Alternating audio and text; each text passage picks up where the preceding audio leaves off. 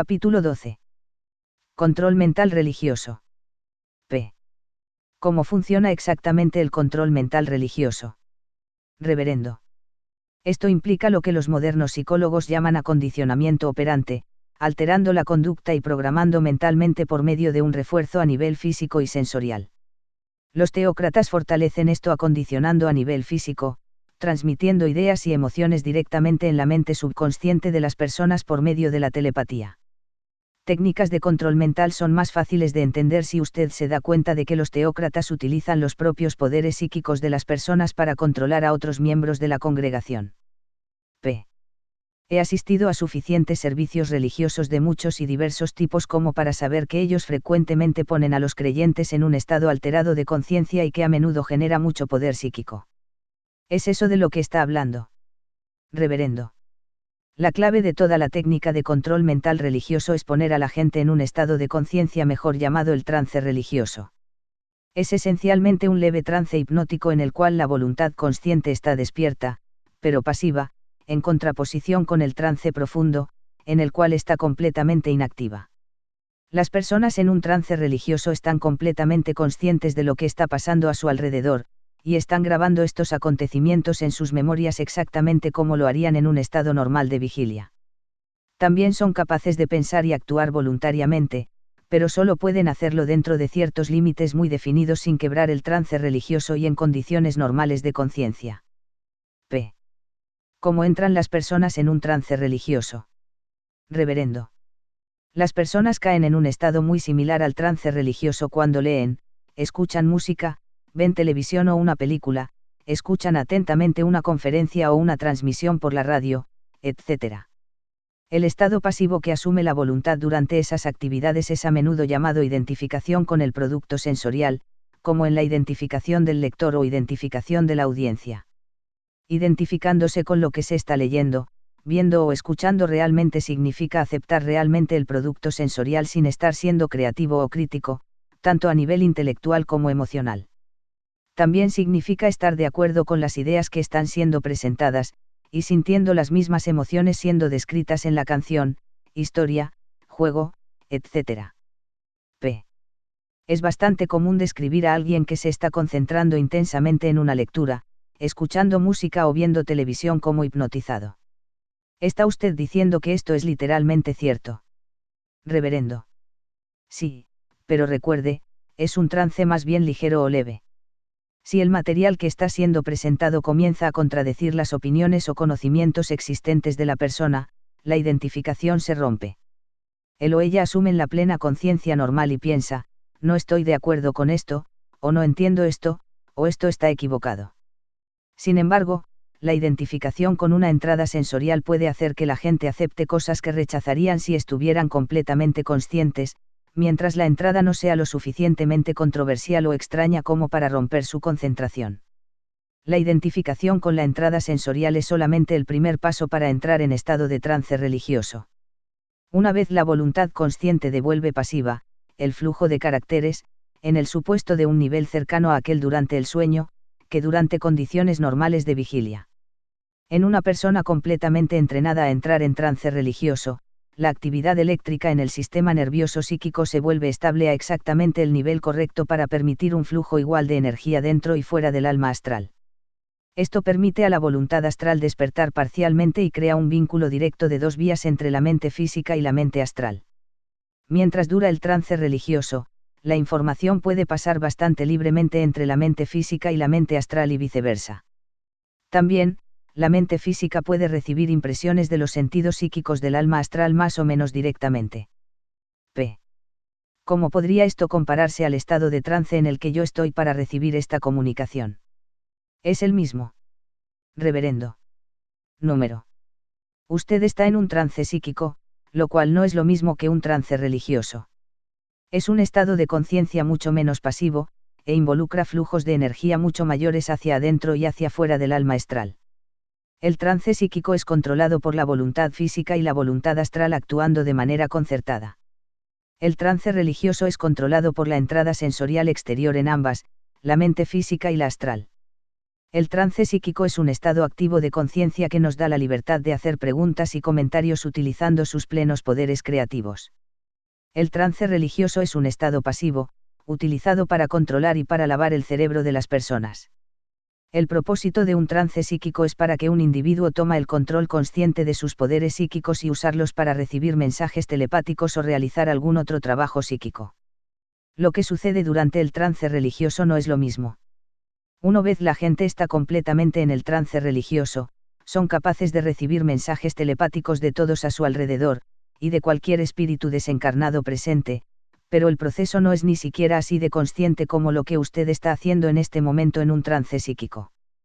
Cuando los creyentes religiosos dicen que sienten la presencia de Dios en los servicios religiosos, se están refiriendo a una comunicación telepática sin que siquiera se estén dando cuenta.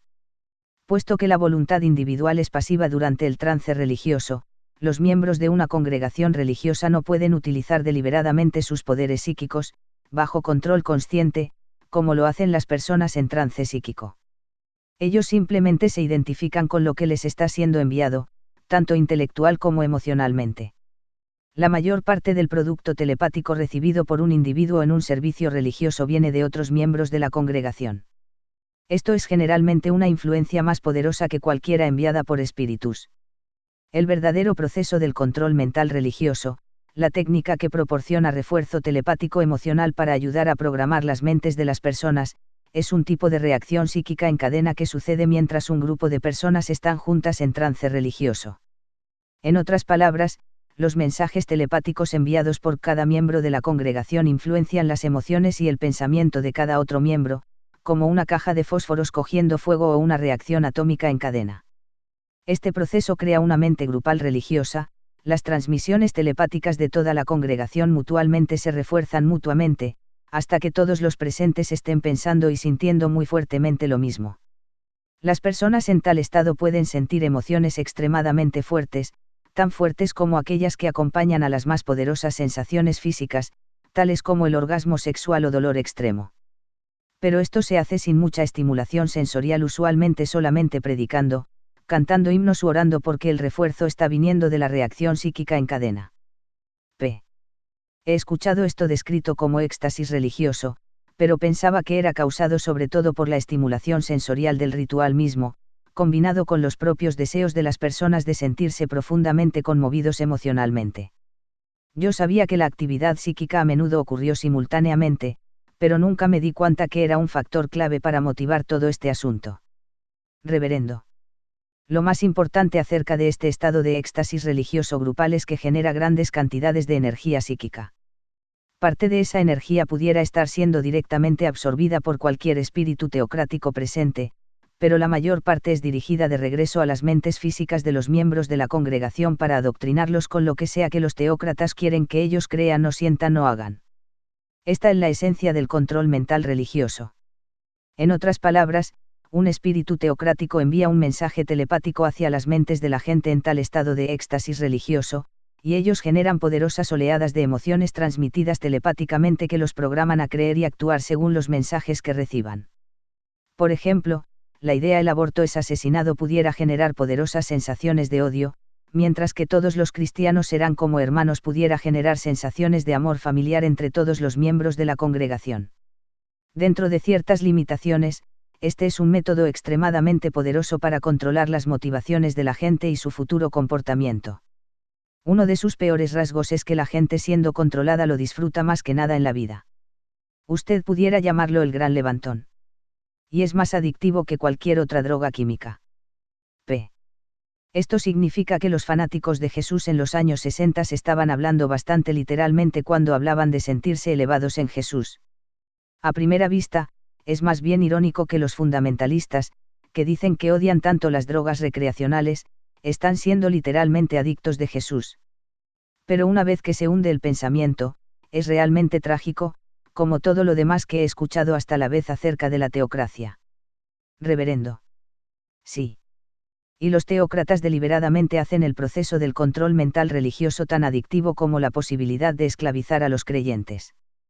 Todo el círculo vicioso del pecado, la culpa, y el perdón fue deliberadamente diseñado para crear un ciclo de adicción que es casi imposible de romper.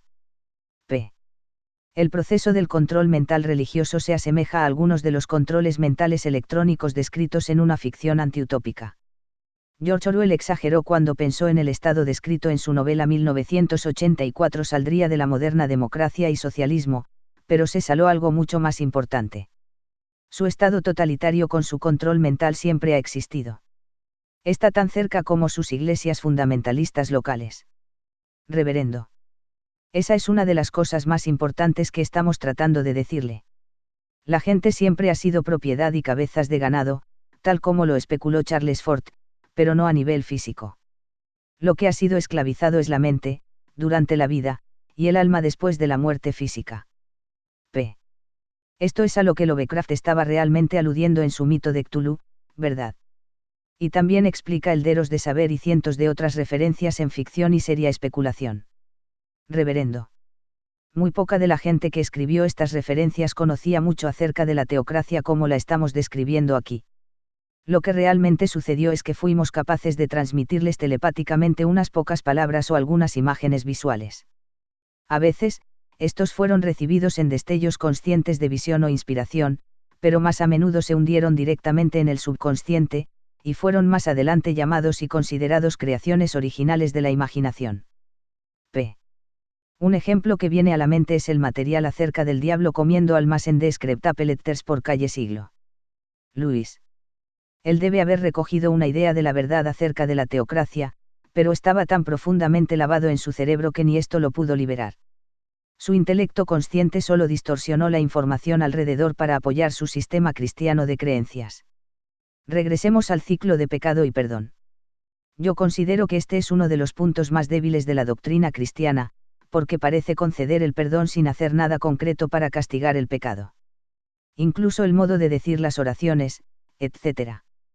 que los sacerdotes católicos dan durante la confesión no parecen ser una forma realística de refuerzo negativo para extinguir patrones no deseados de conducta. Reverendo. Esto es bastante verdad.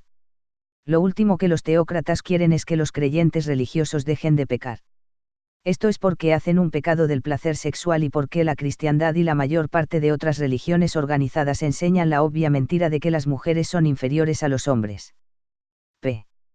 En otras palabras, cuando los teócratas compusieron la doctrina religiosa, incluyeron deliberadamente mentiras en ella, para que la gente nunca fuera capaz de ser completamente virtuosa. Reverendo. No, es peor que eso.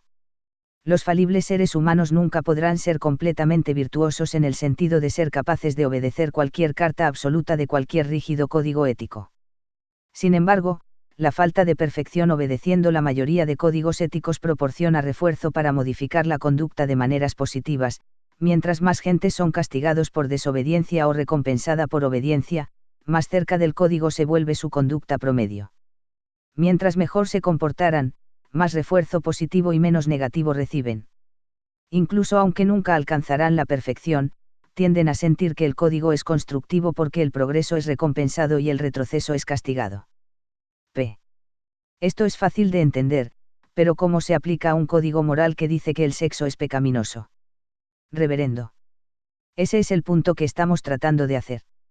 Este tipo de lógica no aplica a ese código. El deseo sexual se origina en el nivel bioquímico y no puede ser extinguido manipulando la programación de la mente. Las personas pueden ser condicionadas a odiar y temer a sus sensaciones sexuales y a evitar el comportamiento sexual, pero esto no detiene las sensaciones mismas. No se originan en la mente, por lo cual no se puede uno deshacer de ellas, sin importar cuán reprogramada esté la mente.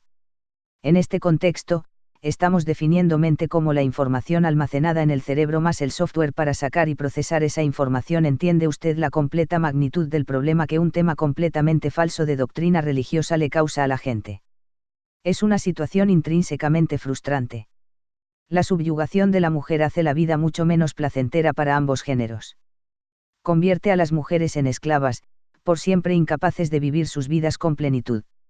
Y hace igual de daño a los hombres, cuando los convierte en opresores y explotadores. Esto crea una situación de no hay ganador, porque los fundamentalistas aún reciben refuerzo negativo incluso si obedecen perfectamente su código moral. Por ejemplo, tratando de estar a la altura de los ideales cristianos de castidad siempre va a crear sentimientos de culpa y conflicto interno, porque creyendo que las sensaciones sexuales son erróneas no las extingue, incluso hasta si esto las pudiera reprimir o sublimarlas. Y la vida dentro de una estructura familiar sexista siempre crea conflictos interpersonales. P. Ahora veo por qué usted dice que este proceso es similar a la drogadicción. El código moral fundamentalista contiene elementos que no pueden más que hacer que la gente se sienta frustrada o culpable, lo que crea una necesidad artificial para el divino perdón de pecados. Reverendo. Hay una significativa diferencia entre el código ético humanístico y los códigos morales de la religión teocrática. Los primeros están diseñados a satisfacer las necesidades de las personas.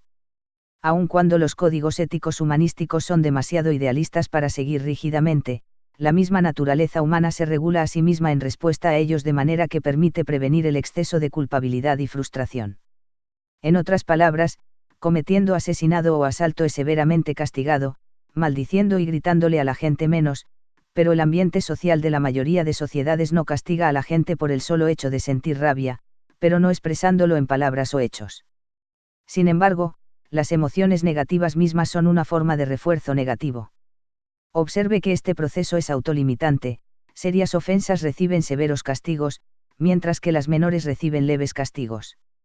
Esto no es cierto en el caso de violaciones de moralidad religiosa basadas en absolutos.